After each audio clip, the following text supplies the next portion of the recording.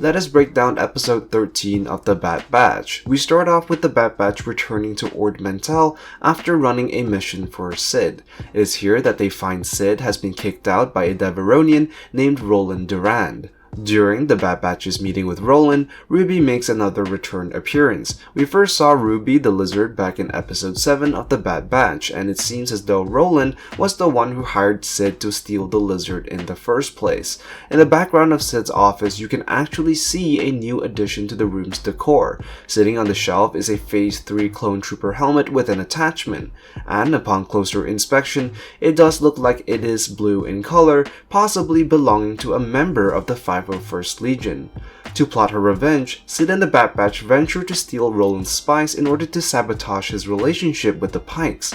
And in fact, you can actually see the Pikes walking out of the parlor during the opening scene. We are also introduced to a new unseen character by the name of Isa Duran, who apparently is a very influential crime lord. As the Bad Batch break into Sid's office, we see some rats munching on some fruit. We can actually see a meluran, which is a very popular fruit in the Star Wars galaxy and something that was previously introduced in Rebels. Next to it are two other odd-looking fruits that look surprisingly similar to a durian and mangosteen, both of which are tropical fruits in the real world. We finally get to take a look at the spice, and spice is a very valuable commodity in the Star Wars galaxy, most notably for the creation of drugs and medicine.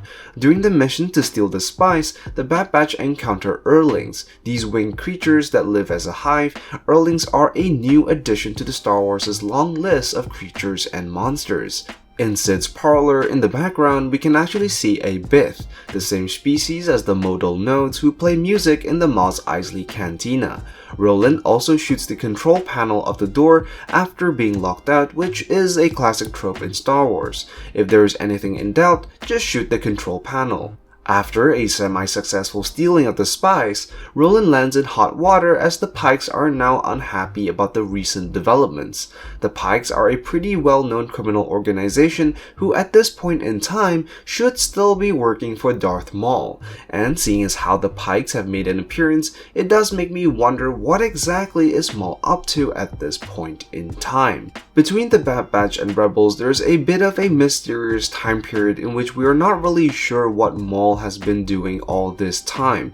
So who knows, maybe there just might be something in store for the future that involves Maul in some way. Towards the end of the episode, the Pikes cut off Roland's horn as a form of punishment for his failure to handle the spice deal. And this is a very interesting development because in Rebels, there is also another Devaronian with a damaged horn. So it would not be unreasonable to draw a connection that this is another reference and origin story for the characters that we see in Rebels. However, upon closer inspection, the two characters, while similar, are not the same. The Devaronian with the damaged horn in Rebels is Vizago, another crime lord based on Lothal, and if you pay close attention, you'll notice that his damaged horn is on the left-hand side, while Roland had his right horn cut off. Not to mention the fact that they have different names, so it would be pretty safe to assume that they are not the same character.